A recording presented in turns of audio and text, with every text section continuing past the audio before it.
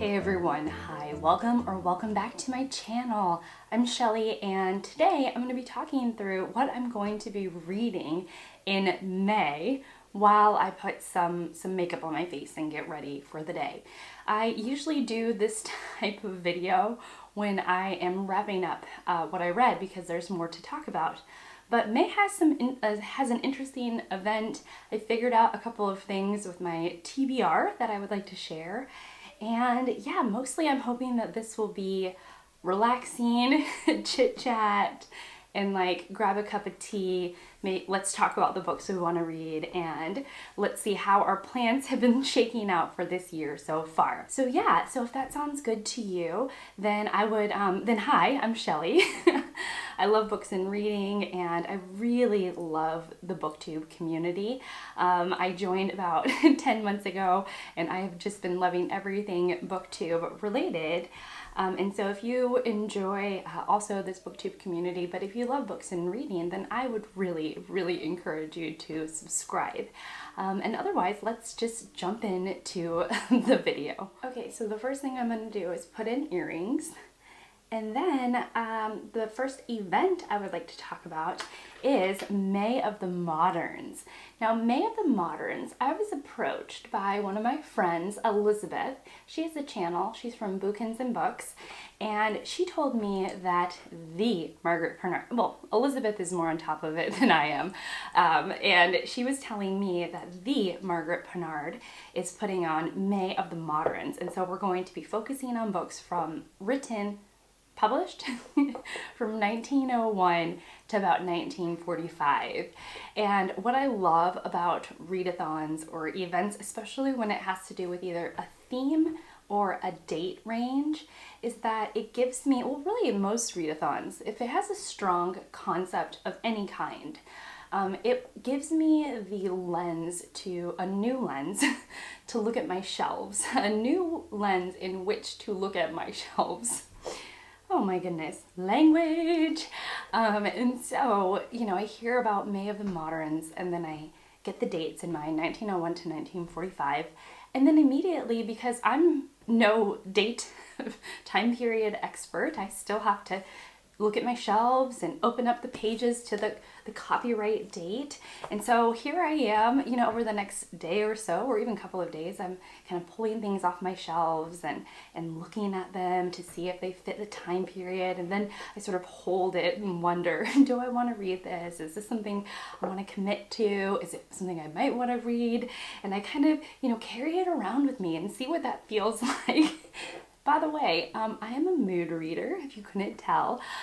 So yeah, I'm a big mood reader. And so I do, I also do a lot of buddy reads, which means, and I plan those out at least like, I usually plan out like maximum 8 weeks ahead of time and not any more than that. So I'll plan my buddy reads about 2 months in advance and then I'm like kind of, I feel obliged to read that book, but then that's nice because it creates an accountability for me. If you don't know what a buddy read is, a buddy read is when a person like myself and another person, like one of you all, we agree to read a book during a certain date range and then we check in about it. I mean, a buddy read is pretty self-explanatory, but in case you're like brand new to the BookTube world and this is the very first video you stumbled across, then yeah, that is what a buddy read is. And so I sign up for those, I make plans with people about that, and then I like that because it gives me some sort of accountability that I'm going to read these books that I want to read and I'm going to have somebody to chat through my ideas with, and I'm able to like hear their ideas, and I like that. So I love the buddy reads. I should say what I'm doing next and then talk. So I'm going to be putting on some foundation, and I forgot a mirror, so I'm going to use this mirror. Okay, so I think I know where I was going with this, my buddy read rant. I like a mixture. I enjoy a mixture of structure, things that I've signed up for, things that I know that I will do because there is some sort of accountability. So that could be buddy reads, the BookTube prize, maybe a readathon. And then I also like the space for spontaneity. That's really important to me because if I don't have any space, then I feel like I don't have any wiggle room to pick things up, I can start to feel a bit constrained in my reading. And I talked about it in a video I did a long time ago in YouTube terms. It was like 6 months ago, and it was called That Darn TBR. And it turned out that like I was turning my TBR videos into like expectational contracts that I've made with you between you and I would start to feel the pressure of the TBR, and I talked all about that. And so now what I do with my TBRs is I talk about the things that I'm thinking about reading, like things that are at top of mind because of readathons, or because of maybe a booktuber, or because of a book club that's going on, something booktube related.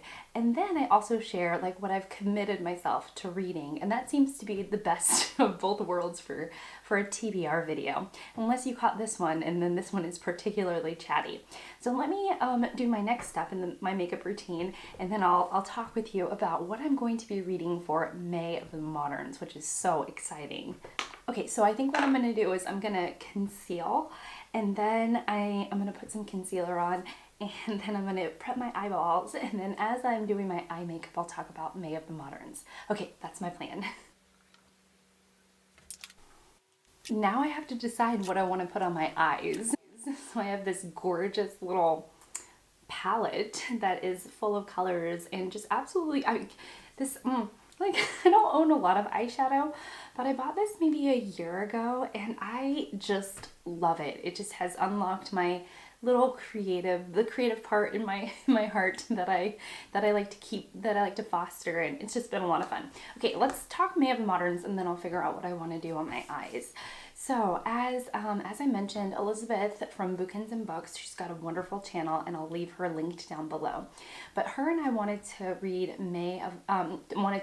Edith Wharton, and we've wanted to read Edith Wharton together for quite a long time. And so we had mentioned it back in March, and then I was doing the BookTube prize and she couldn't do it. And so finally we decided that because of Margaret Pernard's May of the Moderns, and Edith Wharton is a modern writer, that Edith Wharton would be just absolutely perfect for this readathon. And so it was Elisabeth's brilliant idea to read House of Mirth by Edith Wharton in May. And so I was like, yes, yes, yes, yes, yes. I'm so excited. I've only heard amazing things about Edith Wharton, like how incredible she is with language, how perfect her writing is, how well she is able to put her craft to use on the page. But we're not just talking sentence to sentence. I've heard that House of Mirth is basically a perfect book. And of course it takes place during the Roaring 20s, and I believe it's set in New York. Yes, it's set in New York, and it's sort of about that, I think, the socialites in New York during, actually no, not during the 20s, during the 70s, 1870s, but published, I believe, in the 20s. I also have Edith Wharton's Age of Innocence. I doubt I'll pick this up, but of course, as I was sort of thinking about modern writers and knowing that Edith Wharton is a modern writer, I was like, I have to just mention Age of Innocence, because I know that this is another one of her just wonderful, wonderful, wonderful books. Okay, so my plan for this is to keep it really, really neutral, and so I'm going to kind of stick around this little area, and this is like all browns and golds and shimmery, beautiful, gorgeous earth tones that also have like a shine to them because they're shimmers. Shimmery eyeshadow, and I'm going to be telling you about the next modern writer that I'm going to be reading for May of the Moderns.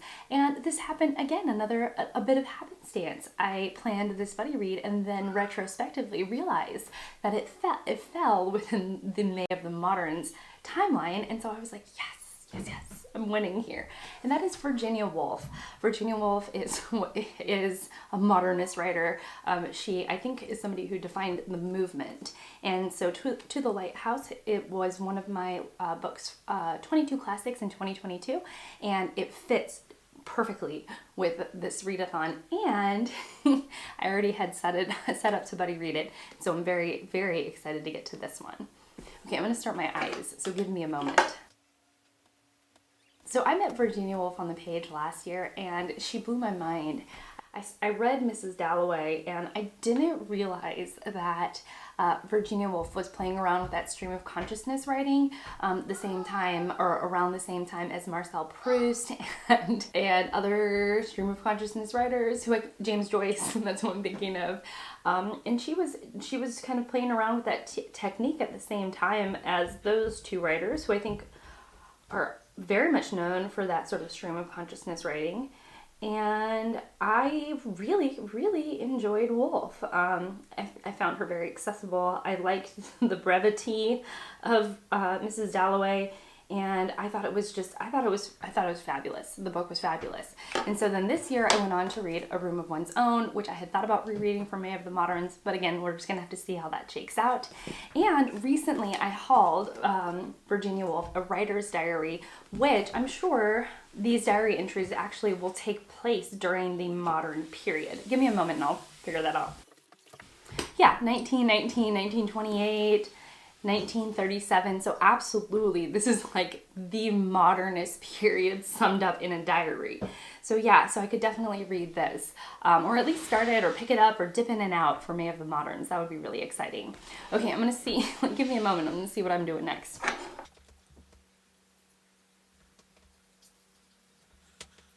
My final May of the Moderns book actually has to do with another buddy read I set up a while ago, and my 22 classics for 2022. Actually, a lot of these are on my 22 classics for 2022. So maybe I'm actually more interested in that modernist period than I initially realized about myself, which is always yet another wonderful thing about BookTube and just being in this space, is that it really kind of unlocks certain ways of thinking about your books or literature, or what's on your shelves, and different ways to even organize. Like if I wanted, I could have like a modernist shelf, if that's how I wanted to organize my library. Before I finish up my eyeballs, which I'll do in just a moment, my last modernist writer is Zora Neale Hurston. She actually, I think this was published in 1937, so it fits in our modernist time period, and I set up this buddy read months and months and months ago, and so I'm kind of shocked that I didn't put it together that like Zora Neale Hurston was living at the same time as Virginia Woolf, who was also living and writing during the same time about as Edith Wharton. I hadn't quite put that all together, and so it was really cool to kind of see these books and have them register in my mind, and then also kind of clumping them together in the same time period is really helpful for me, and I derive a lot of pleasure from that, kind of making connections even among my own library. Okay, I'm gonna finish up my eyeballs and then we'll get on to the rest of my TBR.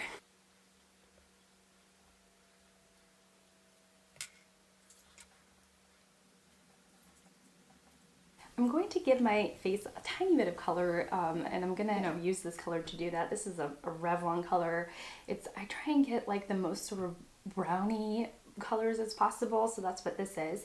And then I'll tell you the last three books that I pulled out for May of the Moderns.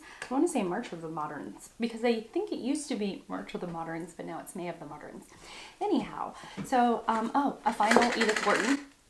Final Edith Wharton book, which is Ethan Frome. I've heard this is amazing. I bought this at the beginning of the year, and I want to read it before the end of this year, and it's very short, and I heard it's perfection. So, Ethan Frome is on my mind.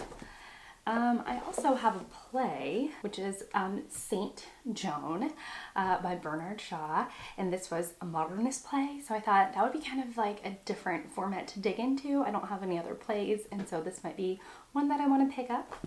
And then finally, give me a moment. Let me just give some color to my cheeks so I can put down this brush.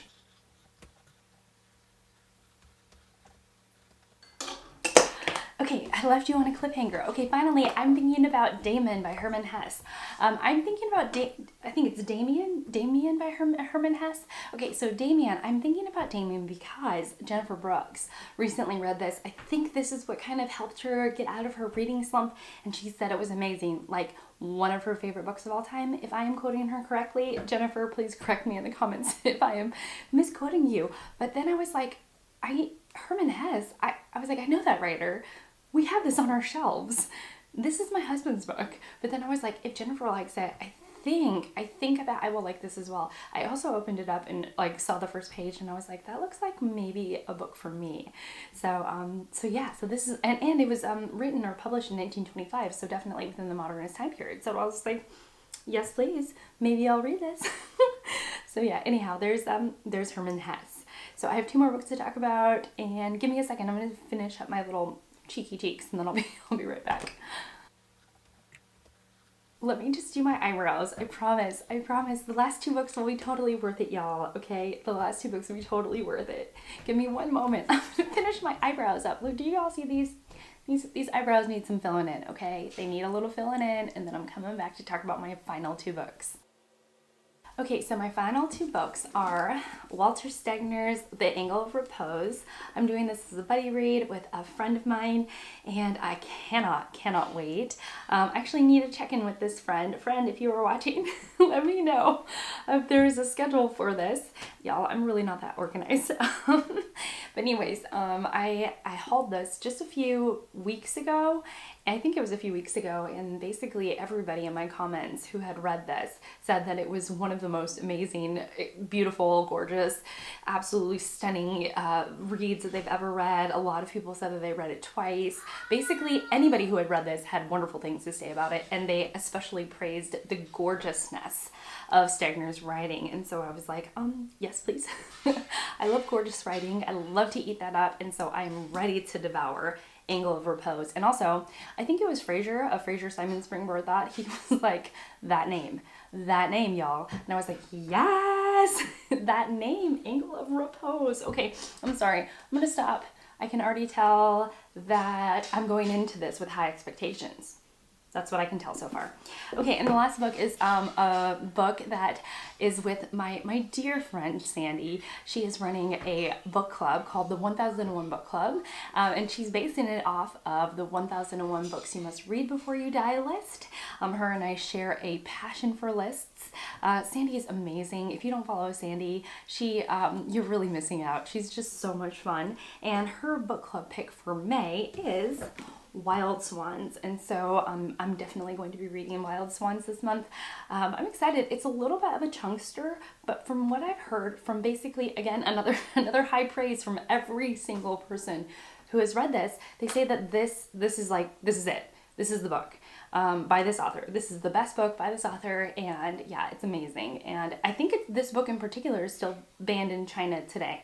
You probably want to fact check me on that because I learned about that through someone in my comments and I didn't check that person. So yeah, I think, I'd have to check on that, but I think this book is still banned in China today.